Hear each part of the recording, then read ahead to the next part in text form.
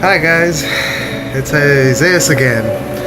I just wanted to make a video about dreams, visions that I've received, visions I don't know the interpretations to. Got my Bible with me. I got all my scriptures. I got the Apocrypha too, and I got the books of Enoch. But today I just wanted to talk about, as I know it's been quite some time since I made some videos lately, but I just wanted to make this specific video about visions that I've been having, and also dreams. People call them hallucinations, I call them visions. That's just my interpretation of it. It's just from what I understand of the Bible, so I just wanted to make this real quick. I'm gonna see if I could try to make this a little less than 14 minutes, because I know I can't go past 15. So let's just see if I could spare the time and talk about what I've been experiencing lately. Lately I've been experiencing dreams and bizarre visions. And I also been keeping up with all the videos on the internet. I don't know if they're true, I don't know if they're not. The Illuminati and pretty much all this sexual, the Pizzagate, the pedophilia, the cannibalism, yeah, and all that. It's kind of intense, and sometimes I try to do my best. I don't know how to do exact research, but I try my best to keep up with all that stuff. But I know that the world it's a pretty messed up place right now, and I just wanted to say that may the grace of God be with all His children that keep His commandments, and may the grace of God be with all of you as well. But I just wanted to say that my dream that I had a vision. It was between me being awake and asleep. The vision that I had to do with me being asleep. I was asleep and I was dreaming. I was dreaming that I was in this room, this large room, pretty much looked like a store in a way, but it was a room.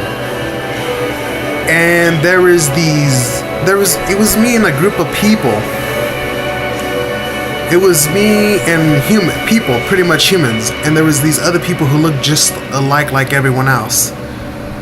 And amongst those people were just ordinary people like Christians. They were Christians, people who believed in God. And amongst those people there were cannibals, flesh-eating people. And those cannibals, they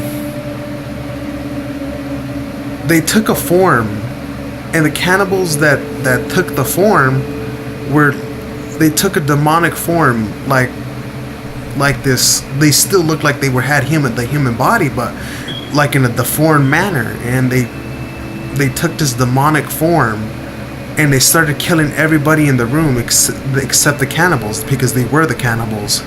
And they started killing everyone in the room.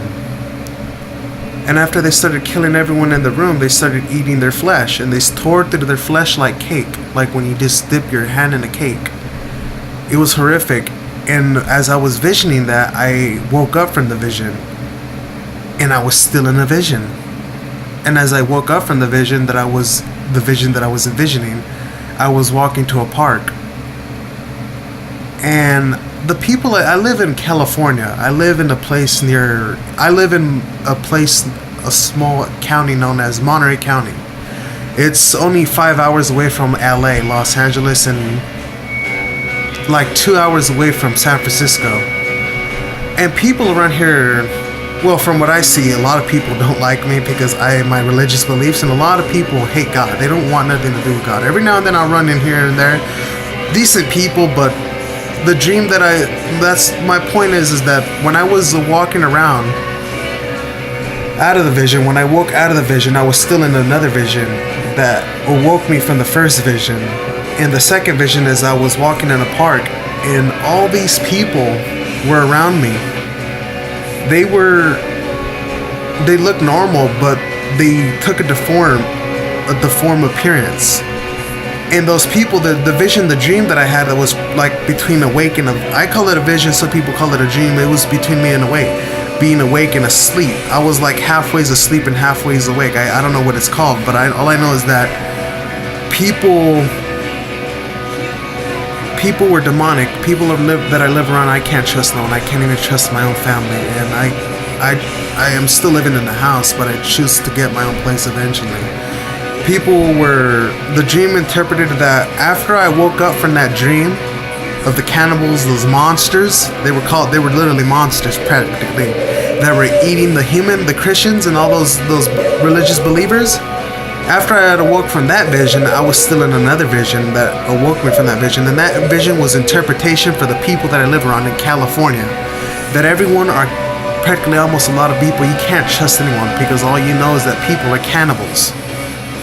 And the cannibals would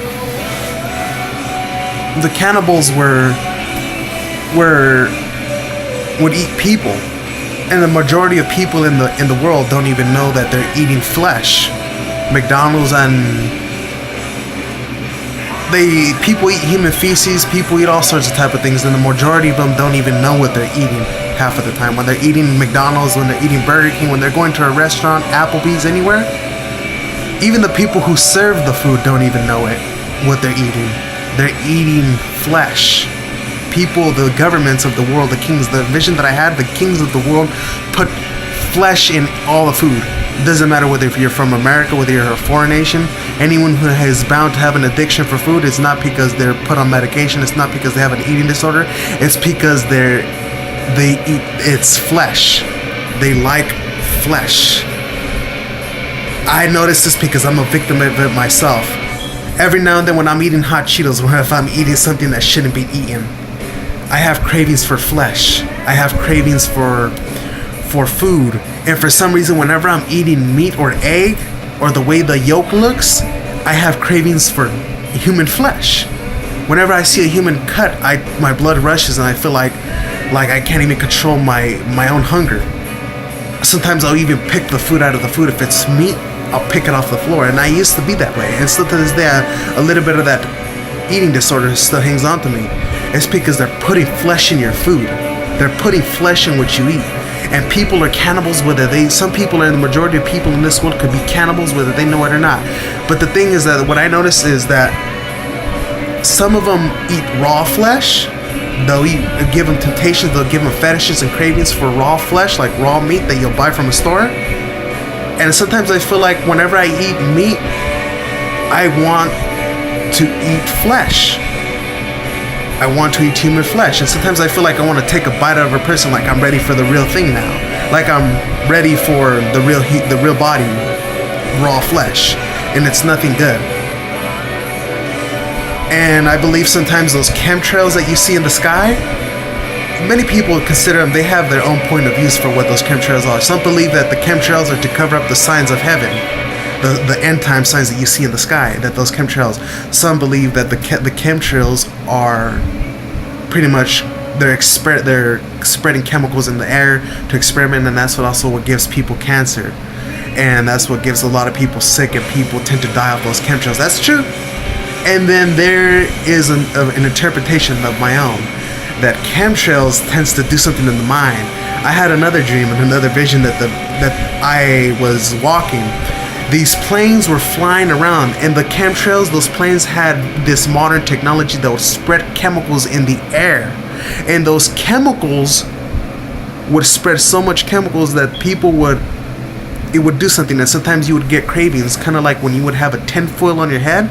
Well, those chemtrails would build this thing, and each time you would inhale the air outside, people would inhale the air outside, they would give cravings for like, I'm craving an ice cream, I'm craving something to eat, I want something to drink, I'm kind of thirsty, and it's a hot day, and it's like, this is a nice day outside, and you see chemtrails. Well, I suggest people stay away from that stuff.